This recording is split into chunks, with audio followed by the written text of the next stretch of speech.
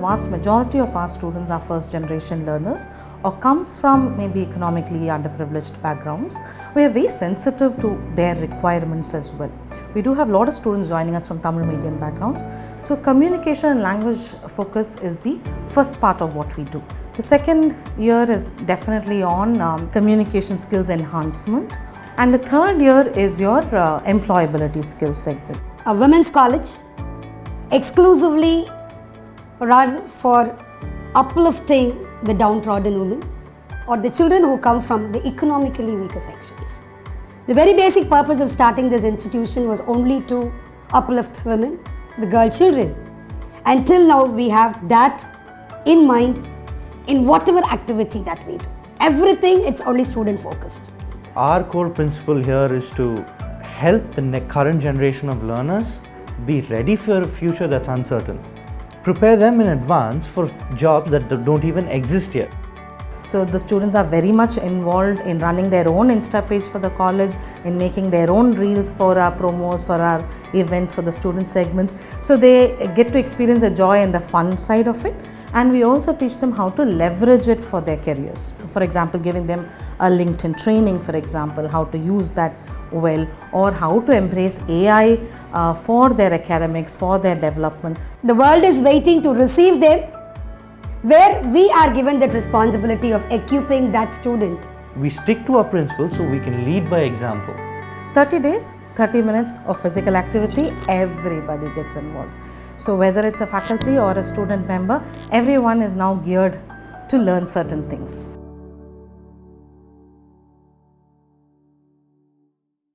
We've stepped into an era where educators are constantly having to upgrade themselves, break the mold and be prepared for what's coming next. I'm joined by Dr. R Dhanalakshmi, Principal at the Bhaktavatsalam Memorial College of Women, and she's at the helm of affairs over here. Thank you so much, ma'am, for joining us. Pleasure is ours joining you as well. Ma'am, since you're at the helm of the day-to-day affairs and everything else, of course, I suppose you would have a much deeper sense of the student psyche and you understand what they think, how they think. But as an institution in general, what do you think you've done to kind of bridge that gap and understand their perspective even more closely? See, my experience in this field runs to 3 decades. The first 10 years, the students were very studious. They just come to the class, listen to what all you tell them, and for them you're the God. Whatever you tell them, they listen, they take back home, they study, they're very, very particular, and they are very clearly focused on what they would like to become. So that was a stage when your role was only a teacher. Yeah. You disseminate information, and whatever you would expect from your students naturally as a teacher was done. Then the second 10 years, I think slowly we started entering 2K. Yeah. So what happened then was we started using computers. We started using a different methodology of teaching. The students became aware of technology, quite natural that they were faster than the teachers. So we had to accept that fact. And it was a two-way learning, right? The teachers used to learn from the students and the students also started learning. So it was a two-way process. I mean, of course, the basics we don't have to say. We are, of course, teaching them the subject, but the nuances of the subject using technology was far, far better when it came from the students. So what we as teachers started to do is we started to adapt ourselves to the change in technology. Okay. And that is the time that we started to understand the role of technology in teaching. For me, I had to go for a class. I joined the computer class. I started preparing my slides. I started to browse and I started to learn much more. Wanted to be ahead of my students. Then only I can stand in front of my students. So that is where we also started to understand, right? Till then we knew that all the foreign universities were using these technologies, but as far as our country was concerned, it was till then a chalk and board method only. Then we started changing our style of teaching, and then we started moving ahead of our students, and we started preparing ourselves for the change. We started adapting ourselves.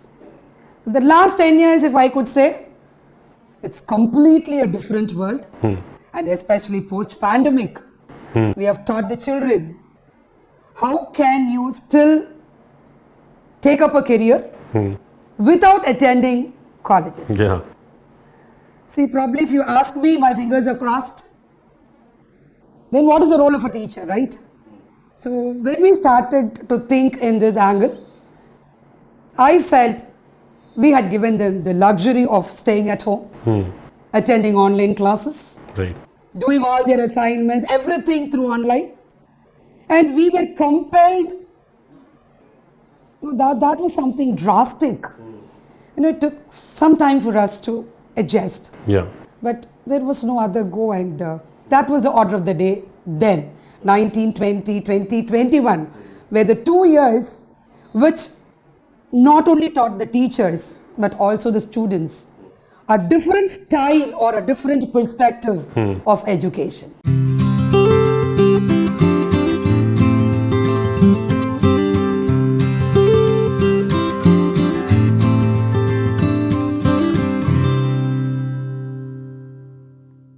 I'm joined by Dr. Madhumitha Kedhari, the Dean at BMC. Thank you, ma'am, for joining us.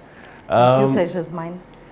Ma'am, since you being the Dean and having to look at the affairs very closely, people come in with expecting a guaranteed placement Yes. and everything else around it. And of course, institutions have to kind of really keep up with the trends to be able to have a good placement strategy. Yes. What would you comment on that? Degree alone does not guarantee placement or job security. Yes. Forget the evolving industry landscape, even with the current specifications, beyond your degree, beyond the marks, we need to be able to have our student deliver more. Of course, we have a strong backing in academics. That is a major part of a student's life, and that we have several university ranks to attest to what we do there. But being interview ready and industry ready requires communication skills, requires thought process of the industry, and this training also is from year one for us. We need to structure what they learn about the industry and how ready they become. Okay. So, especially given the fact that a vast majority of our students are first generation learners or come from maybe economically underprivileged backgrounds, we are very sensitive to their requirements as well. We do have a lot of students joining us from Tamil medium backgrounds. So, communication and language focus is the first part of what we do. So, year one, both in-house as well as external training helps us to get their language skills on board. The second year is definitely on communication skills enhancement or interaction. Those aspects we lay focus on, leadership skill training. And the third year is your employability skills segment, Okay. resume building, your all of those aspects of things that come either in-house or wherever there are gaps, we have external partners as well. So, we are very sure about the pathway that we are setting for our students for their exit. Whether it is higher education, a lot of our students opt for higher education. Several of them we also try and divert into entrepreneurship development. I think particularly for women, when they come in, this is not on their focus list at all. So, through our entrepreneurship development cell, that's also an exit track that we plan for them. Okay. So, we have an ED cell working, and then the next lot which is sit in for our placements.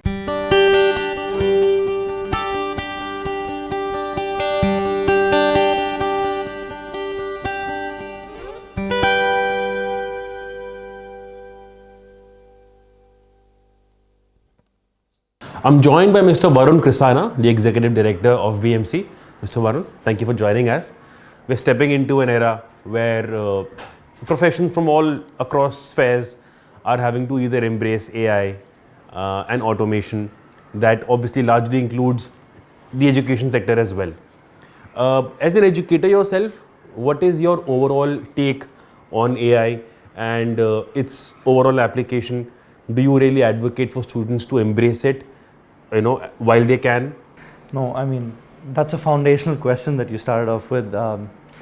And this is something that we keep on discussing, and it's an evolving matter. It's an evolving subject matter for us to deal with as an institution. Because let it be any learning, let it be any language learning, LLMs, language learning models, or any as such models. Day by day, the use case, they're still discovering it. So our core principle here is to help the current generation of learners be ready for a future that's uncertain. Prepare them in advance for jobs that don't even exist yet. And we take a multifaceted approach to this problem or the upcoming scenario in regards to AI. Curriculum evolution, experiential learning. So I know this might sound just as fancy terms, but we've gone to the grassroots and actually changed the way, including changed the way we approach subject matter even today. Yeah. Now there are more, the traditional learning route is definitely there, but more than that, like we have moved on and started having deeper engaging classroom, getting them involved, getting in newer courses with artificial intelligence and data analysis. So we are having a multi-pronged approach to tackle this ever-changing problem, and this as at the time, as of right now, it is very, very important that we tackle this in a way. And in regards to embracing AI, definitely, like as long as we are learners first, any tool will just encourage the act of learning, right? So we are trying to instill that mentality in our students. So everything is well and good, but it's how the technology is used. So we're trying to have the students critically think for themselves as to what the capabilities of AIs are and how these models can help them first, rather than them solely relying on it.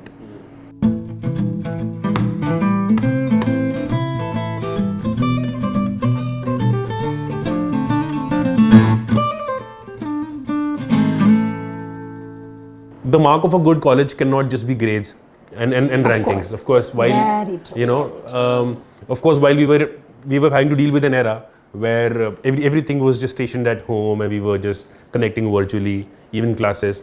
But then, being in a college, in a campus, just adds so many dimensions that students were already missing out on, right? Beyond just grades, beyond just rankings, what would you say on behalf of the college that would stand the premises out? A women's college exclusively run for uplifting the downtrodden women or the children who come from the economically weaker sections. The very basic purpose of starting this institution was only to uplift women, the girl children. Until now, we have that in mind in whatever activity that we do. Everything, it's only student focused. But as far as BMC is concerned, we have the basic strength as your academics. We don't compromise. So whatever is advocated by the university, what is necessary for the children, we do it with academics. And if you want to have, how best are you in that? I can tell you every year we produce around 15 to 20 university ranks. So that is the testimony that I can tell you, that we are more focused on academics. Of course, we concentrate on the overall development of the student. We have domain activities, non-domain activities, extracurricular, co-curricular, scholastic, but all these things, but your major focus is on academics. And that is where, when every parent walks into our campus, says, Right. there are two things. One is discipline, the other is your academics. These two are like two eyes. Now I can tell you, no compromises on this. Okay. Maybe I'm very blunt in telling you this, but That's a great thing. unless and until, no, if discipline is there, all other things come to you. Yeah, On its own, a very little effort is enough. of course. But if you're really very good in everything, but you miss out on discipline, Right. I don't think that doesn't stand throughout your life. So, as far as discipline is concerned, I'm not very harsh in it, but we make the students understand that this is the way of life. We teach them the basic values. Okay. We tell them this is how you'll have to be. We tell them they are here only because of their parents. The hard earned money of their parents, because of which they're sitting here.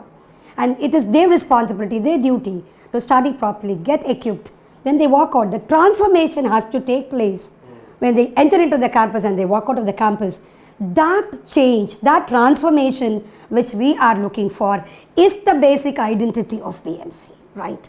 So, discipline and academics go hand in hand. Of course. And when we are very happy with the discipline, then I think all other things are very easy for us to get through in the classes.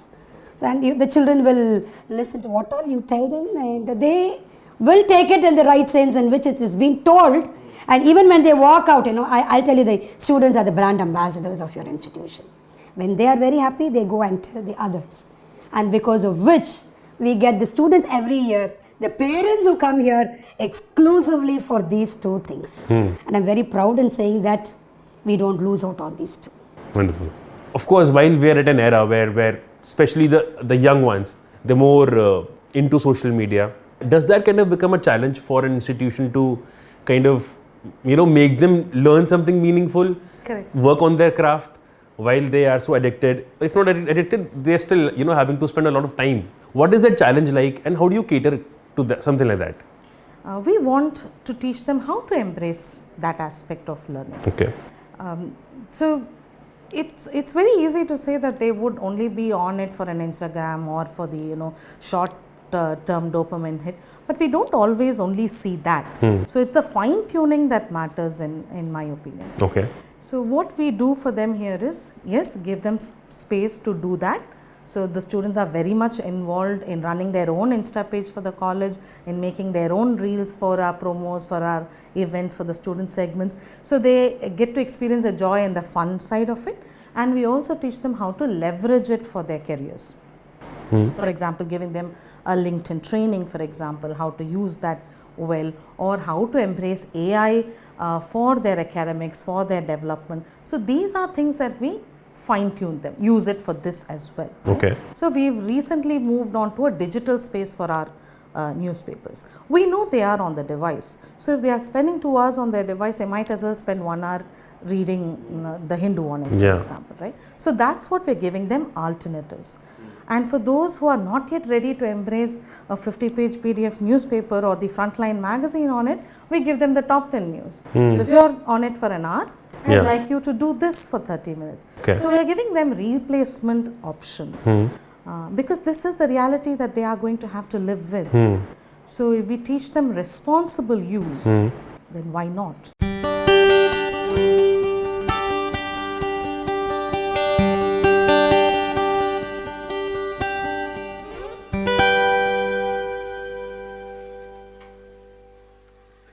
So even after this, we've put in place a peer support program where the senior students are partnered up with the first year students to help them transition into college life and to see if there's any other help that's needed from their own peers, right? So they'll be able to tackle their problems much easier than it'll be opening up to their professors or management or whatever it is.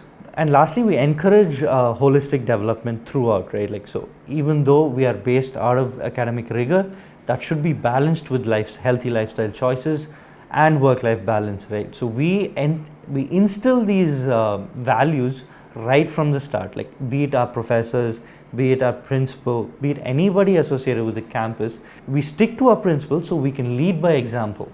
So one other thing that I'd like to tell you about from the Entrepreneurship Development Cell is, we piloted last year for students to come in and set up their own kiosks in the campus, and they could bring in their homemade products, something that they've invested in, right? Whether it is RE work or embroidery or any aspect of products or other things that they are working on.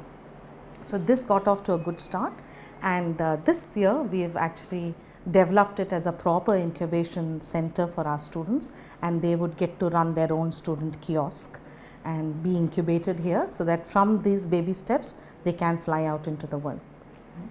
So in this, there's one particular student's example that I would like to share with you.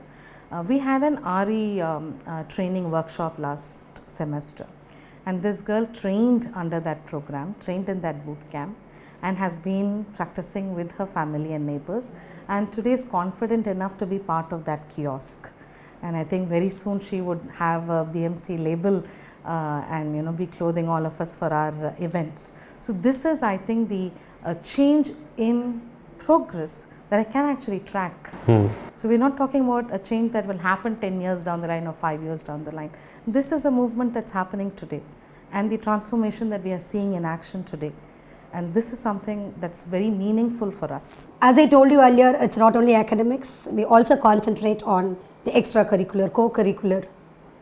But two things which I will tell you is the adaptability and the accountability for the students. So adaptability is one thing where you can teach them, you can tell them this is how you will have to be. The requirement that a student would like to have to go out as a full-fledged personality to face the world. Okay. They are very raw when they come from the school, and the world is waiting to receive them, where we are given that responsibility of equipping that student. You know, when they come from the school, they are completely different. I mean, more of bookworms. They wanted to come out and be a butterfly all of a sudden. So even a butterfly to grow has to go through different stages. Yeah.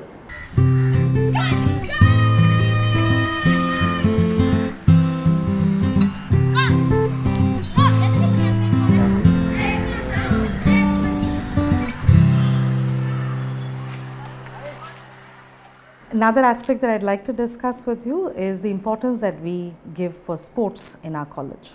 So there are regular training programs both during the week, in the mornings, in the evenings. We have an enthusiastic physical education director and a bunch of very enthusiastic girls who stay in, create lovely teams and go ahead and win a lot of tournaments.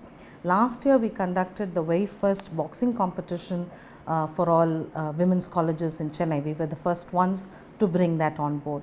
So whether it's the intracollegiate events or the intercollegiate events, we participate in a lot of events, the CM Trophy for example, and our girls win back a lot of things.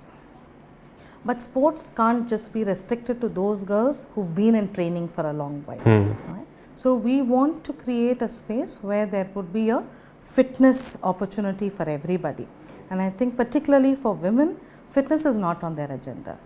And we wanted to create a space where they would learn something and be able to practice that, create a routine from that. So following Dubai's 30-30 fitness challenge, we've created our own as well. So we piloted it last year, one semester, and now again we are having it across the year. 30 days, 30 minutes of physical activity, everybody gets involved. So whether it's a faculty or a student member, everyone is now geared to learn certain things. And we are hoping beyond 30 days they would go ahead to work with this. We wish you all the luck with your endeavors. Thank you so much. Thank you. Thank you so much for being with us and talking to us. Thank you.